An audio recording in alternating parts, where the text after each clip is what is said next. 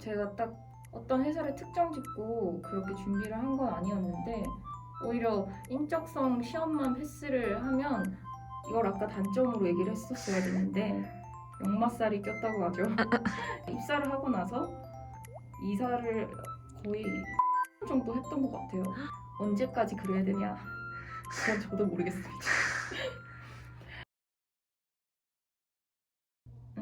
제가 딱 어떤 회사를 특정 짓고 그렇게 준비를 한 건 아니었는데 4학년 때부터 기사 자격증 같은 거를 준비를 했었고 영어 점수 같은 거는 필수 지원할 때 필요하잖아요. 그래서 영어 점수?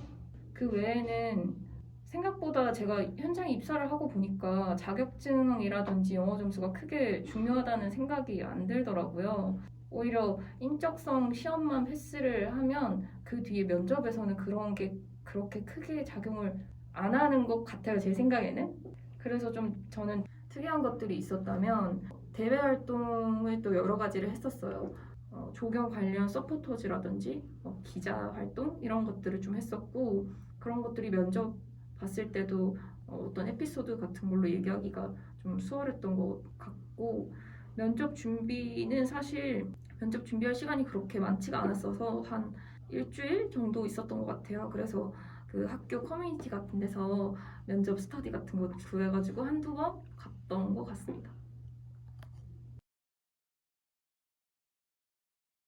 인적성 시험은 회사마다 좀 다를 수도 있지만 좀 많이 풀어보는 게 답이겠죠.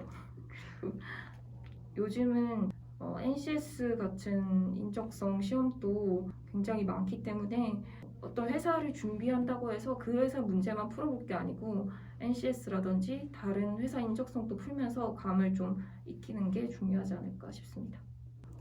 면접 시 중요한 점, 파이팅 있는 자세인 것 같고 아무래도 좀 건설 회사다 보니까 너무 소극적이거나 좀 시끄럽고 너무 활발하고 이런 사람을 좋아하는 건 절대 아니고 실제로 회사에서 되게 진중하고 조용하신 분들이 많아요. 저는 처음에 들어왔을 때 시공회사는 되게 와 이런 분들이 많을 거라고 생각했는데 또 그건 아니거든요. 그렇지만 좀 도전하는 걸 좋아하거나 뭐든지 좀 적극적으로 하는 모든 회사가 그렇겠죠.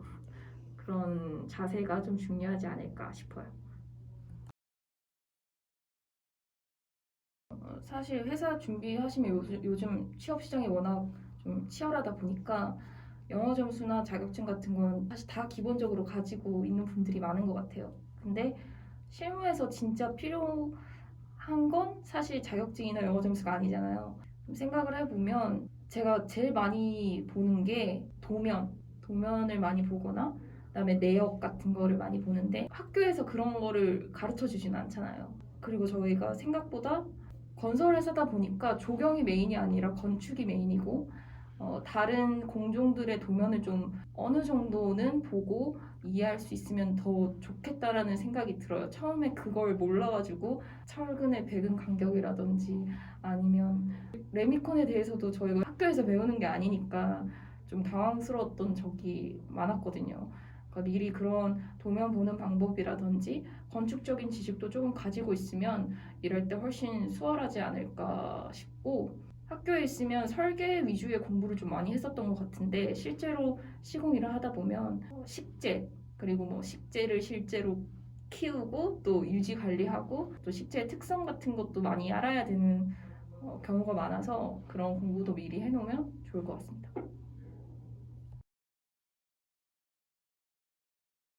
사실 이걸 아까 단점으로 얘기를 했었어야 됐는데 역마살이 꼈다고 하죠. 현장 그러니까 입사를 하고 나서 이사를 거의 3번 정도 했던 것 같아요. 지금 특히 몇 년 다니셨죠? 제가 이제 4년 차거든요. 3번 정도 했던 것 같고 어디 정착을 해서 사실 차를 타고 다니는 방법도 있긴 한데 워낙 교통 체증도 심하고 아침에 일찍 출근하다 보니까 그게 좀 힘들기도 하더라고요, 저는. 그래서 어쩔 수 없이 현장 이동할 때마다 이사를 다녔고 언제까지 그래야 되냐? 그건 저도 모르겠습니다. 사실 몇 년 하다 보면 본사 근무도 어느 정도 하고 또 현장에 나가기도 하고 이렇게 순환 근무를 하거든요. 근데 또 본사에 들어갔다고 본사에만 계속 있는 것도 아니기 때문에 이동하면서 다니는 거는 그만둘 때까지 해야 되지 않을까 싶고, 본사에서도 사실 본사 업무들이 현장을 서포트해주는 그런 일들이기 때문에 본사에 있으면서도 출장을 많이 가거나 외근을 가는 일이 좀 작기 때문에 많이 이동하는 그런 직업이라고 생각하시면 될 것 같아요.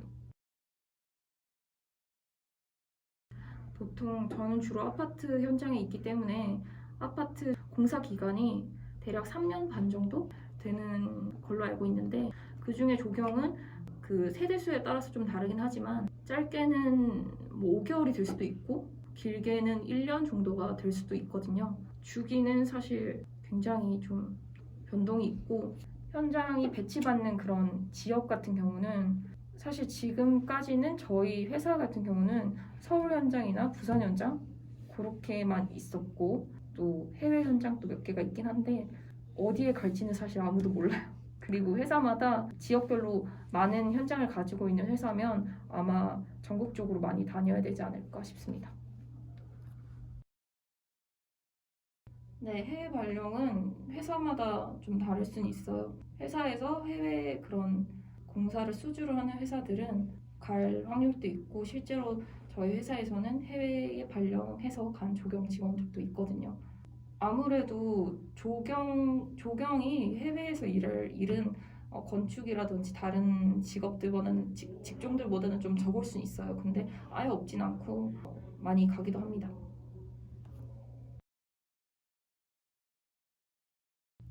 여자라서 시공에 가면 힘들다. 그렇다기보다는 그냥 시공에 가면 힘들어요. 근데 사실 시공이라고 하면 우리가 삽질 뭐 그런 거 생각하실 것 같은데 삽질은 전혀 안 하고요. 아까 말했다시피 관리하는 관리자라고 생각하시면 돼요. 근데 이제 추운 겨울에 밖에 나가야 되고 한여름에도 나가서 이제 현장을 봐야 되니까 그런 점들 때문에 좀 힘들다고 생각하실 수도 있을 것 같고, 그리고 제가 들어오기 전에 시공 회사라서 좀 겁먹었던 것들이, 시공 회사의 남초 사회, 그리고 약간 꼰대 같은 문화, 그리고 회식 이런 게 사실 좀 걱정이잖아요. 근데 사람마다 좀 다를 수는 있지만 일단 회식은 많이 없습니다. 좀 부서마다 좀 다를 수도 있겠죠. 근데 요새 분위기가 많이 바뀌어서 안 먹고 싶으면 안 먹어도 되고, 또 그렇게 술을 권하지도 않는 것 같아요. 그리고 남초 사회라서 오히려 좀 편한 것도 있고, 사실 뭐 뭐든지 장점이란 단점이 좀 공존을 하겠지만 전 장점이 더 많았던 것 같아요.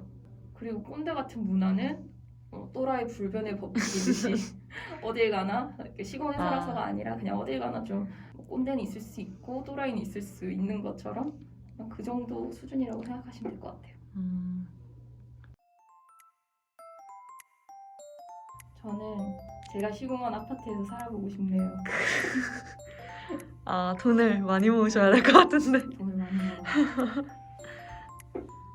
학교 다닐 때 제가 시공직을 하고 있을 거라고는 생각도 못했고, 또 이게 제가 하고 싶었던 일도 아니었거든요. 근데 하면서 전 솔직히 좀 재밌어요. 그래서 많이 추천해드리고 싶고, 시공직이 절대로 삽질하고 힘쓰는 일이 아니기 때문에 오면 되게 배울 것도 많고 좀 종합적으로 배울 수 있기 때문에 여기서 꿈을 찾아서 또 다른 일도 할 수 있는 또 접근성도 좀 높은 것 같기도 하고, 사람 만나는 것도 좋아하고 또 활동적인 분이라면 굳이 활동적이지 않아도 되기도 하고 많이 도전하셨으면 좋겠습니다.